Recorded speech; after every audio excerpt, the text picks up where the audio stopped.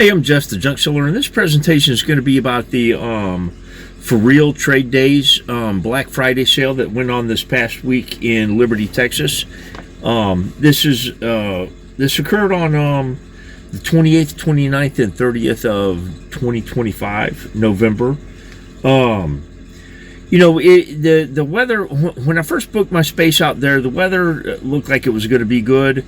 I was going to have to cancel because it looked like they were going to have rain.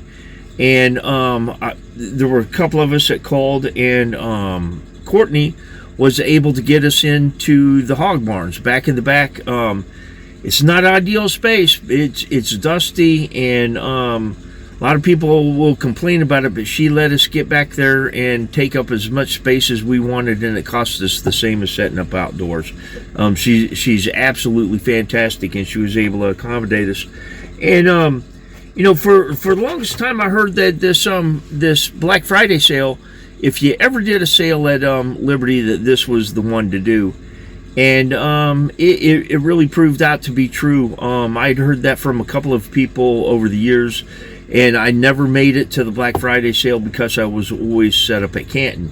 But I got there. I showed up on Wednesday. I set up Wednesday through Thanksgiving Day on Thursday.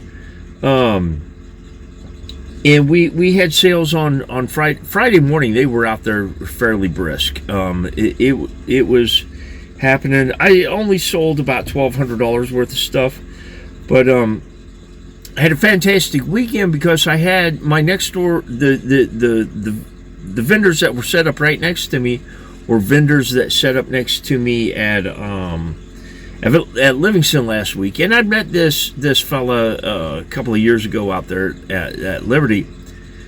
No, he wasn't set up next to me at Livingston. He was set up next to me at Winnie. But I met him before at Liberty a couple of years ago. And he's buying storage units, and he bought him a fantastic storage unit before coming out to this sale. And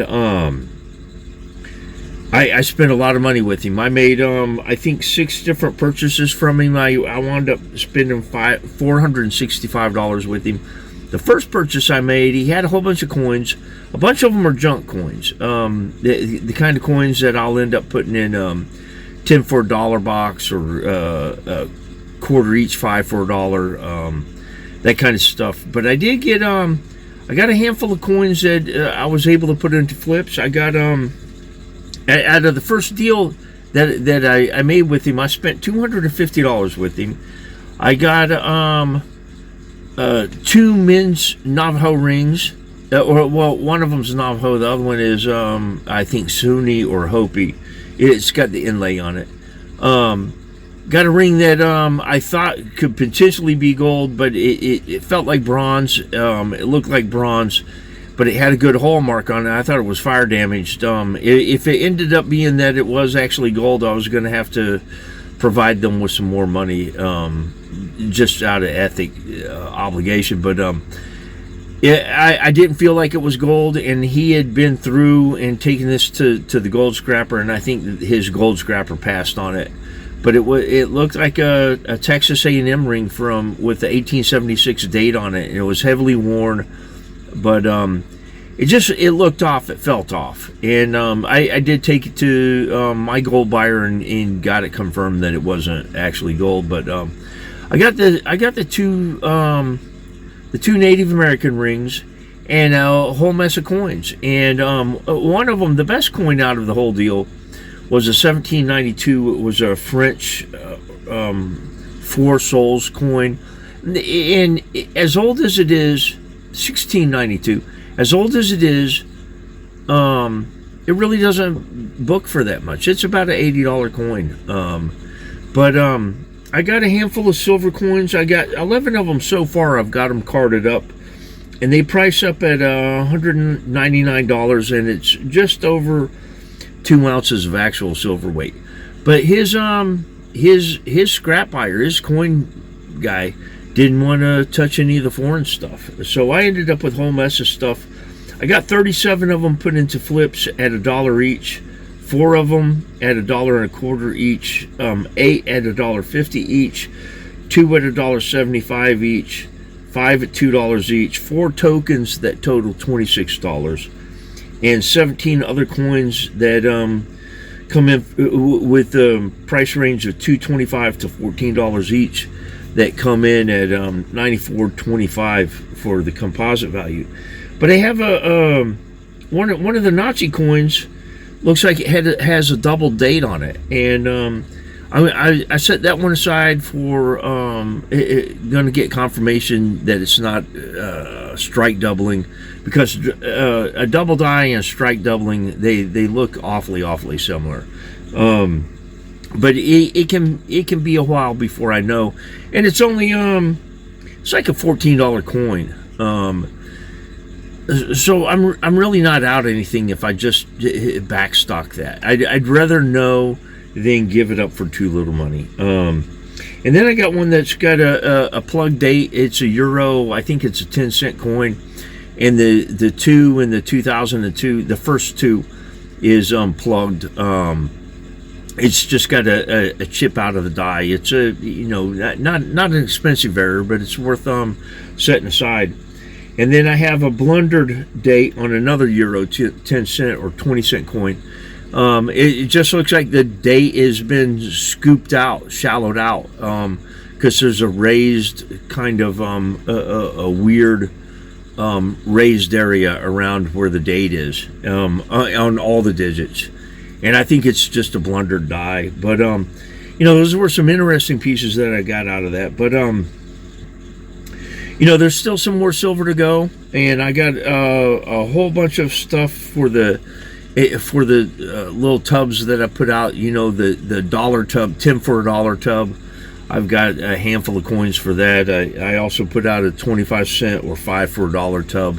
Got a handful of coins for that, and I have a 50-cent tub or 7 for $3 that I put out.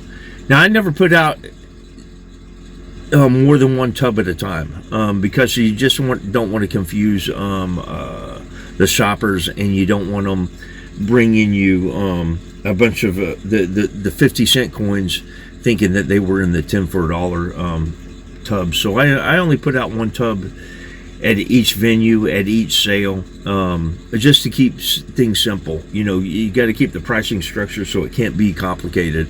Otherwise, it'll just drive you insane, and you'll upset your customers when they find out that they can't get those 50-cent coins for 10 cents each. But I paid him $250. That was early. That was very early on the sale. I think on Friday morning I'd gotten into that. Then I got a Boeing patch from Wichita, the Wichita plant, and this patch, I found a similar one that is in black and gray and blue, that is online for like $88, and it's supposed to be an old patch. That one's supposed to be from the 50s. Now the patch that I have is the patch that they used at the Boeing plant when they were building the B-29 Super Fortresses there during World War II. They built 1,644 of those, and that factory is largely credited with our success in World War II. It was very, very critical. But this patch that I got, I can't find any comps on it. I believe it's probably a $200 to $300 patch. I do find some historical references to it. Some museums have got an example of the patch. I can't find any sales records. I can't find any comps on it. So, that's probably going to be put in a folder and put in the filing cabinet until I can find some real sales results on that one. But I got that, and then I got I made another purchase with him. I bought a whole group of stuff. There was a metal map that was a hurricane tracker map, and I got a handful of other stuff along with that. Another a military patch, and some other small stuff, and some paper. There were some travel brochures from Mississippi along the Gulf Coast. That were, I think they were dated 54, 56, something like that. But it's incredibly difficult to find good ephemera from Mississippi or Alabama. Yeah, actually any of the Gulf states. It's difficult to find, and this stuff is pristine. The colors on it are just fantastic. But all of that stuff cost me another $50, and then I bought I think there were 4 pieces that he wanted $10 a piece for. They were Saltillo blankets, Native American blankets, but they were Mexican made, but probably from the 60s or the 70s, I think. And an old serape, and I got that. I got an Inca silver pin that has a 18 karat gold embellishment on it. I think that I can strip the gold off of it and probably get $40 just out of the gold on it. There were a number of other things that we put in with the group. He gave me some garnet beads that look like they're faceted. They're squared off, and the note that came with it said that it was recovered from an Indian grave in Louisiana. The unit had belonged to a Native American, a guy named Ed Webb, that was a flint napper and went around to all the powwows and the trade shows. And the guy, my neighbor, he has a bunch of Beaver State Pendleton blankets, and I think there's 17 of them. I think that I'm negotiating on those. He lost track of where they were. Otherwise, I would have bought them this last week. I got a little ring box from Wichita that was a little heart-shaped ring box, absolutely adorable.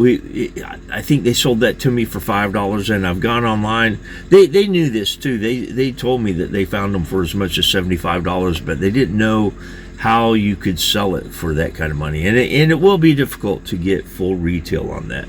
But it is a very good little ring box, and I collect ring boxes. I'm curating collections. It's easier to sell out of a collection than it is to sell a single piece. If I put that in my display case, everybody's going to think that they can get it for a few bucks. If I put a whole display of a bunch of different fantastic ring boxes, then people understand that they're going to have to pay me a little more.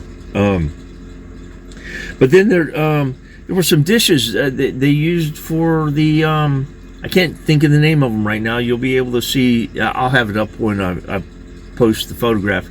But they're reproductions of the dishes that they used on the Santa Fe Railroad from like 1930 to 1970 or so.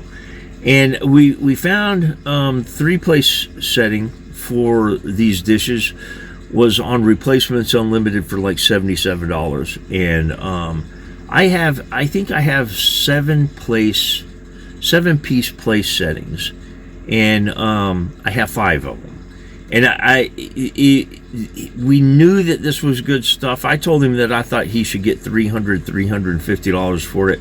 He tried as hard as he could all week to get $100 out of it, and when it came down to the end of the sale, I said, well, what would you take for them? And he told me, for me, he let me have them for $50. That's only $10 for a 7-piece place setting, and I'll probably get $125 for a place setting. The blankets, I found out that the blankets were also pretty good. I showed them to a friend of mine. He said that even the serape, that I should be getting anywhere from $75 up to $125 each for those. But oh yeah, and I also bought a strawberry pot. Actually spent $4.75 with them because I paid $10 for a strawberry pot. It's got a couple of hairline cracks in it, but when I saw it and I looked at the clay, I thought that maybe it was bird pottery. And this is a Texas pottery out of Tyler, Texas, and I'm learning about pottery, so I felt like seizing this to go and find out what it was. And I showed it to a friend, and he said that he thought that I should get $75 for it, even with the hairline cracks. But buddy that had put me into a bunch of estate sale stuff when I was down there at Winnie a couple of weeks prior. He came along. He had a rootwood carving, probably stands about 18 inches tall, and it was incomplete. It has some pieces missing off of it, but most of it is there, and what is there is in pretty decent shape. And he only wanted $40 for it, and as it is, I think I get $125 out of it, even though it's incomplete. If it was all there, it might be a $800 or $900 piece. As it is, it might be a $350 piece. And I think that somebody could, the parts that are missing, I think that somebody could get some rootwood pieces that, and just make something up. And I think that it would be great for hanging jewelry from, if you had a shop somewhere. And I think that's probably where the end user will probably be on that. But I tried to make a video there. I wasn't able to because we had rain, and the metal roof was just, the rain was just beating down too hard. I wasn't able. I got out of there cold and miserable, but even after all the money that I spent and keeping myself alive for a week or so, I still left out of there with more money than I came with. And the stuff that I had was worth a lot more than the stuff that I got rid of. It was an interesting sale, though. I took some really high-end stuff. I have the letter, the condolence letter that was signed by Nimitz, Chester Nimitz. I did some research on that, and I found out that any signed document by Nimitz is about $650. If it's of personal nature, it goes on up. And I believe that this guy Wood, that he was writing the letter to his widow. I believe that he was one of the early submariners. I think that he probably developed the submarine corps right along with Nimitz back during the First World War. And because it's odd that Nimitz sent his widow a condolence letter 20 years after he was out of the service. I think the condolence letter was 1939. Actually, I think that he left the service like in 25 or so. But he hadn't been in the service for quite a while, and Nimitz still realized that he had passed away. But anyway, that was a good sale. I really enjoyed it because I was able to raise some capital, and I was able to get a lot of new material, at the same time. That's really, it has to be like that. And I had something similar like that when I was at Winnie a couple of weeks ago. I just didn't enjoy the audience at Winnie. I did enjoy the audience at Liberty this last week. Everybody was really, really, well, most everybody. There were a couple of people that were a bit sour, but for the most part, the people there are really pleasant, and love the management there. It was just a comfortable place to be, even though we were down in the dusty pig pens. And I hope that when I do this again next year, I hope that I pretty much imitate what happened this year. But if you've enjoyed this presentation, then please give it a like and view some of my other material. And if you enjoy that as well, then please subscribe. But thank you for viewing.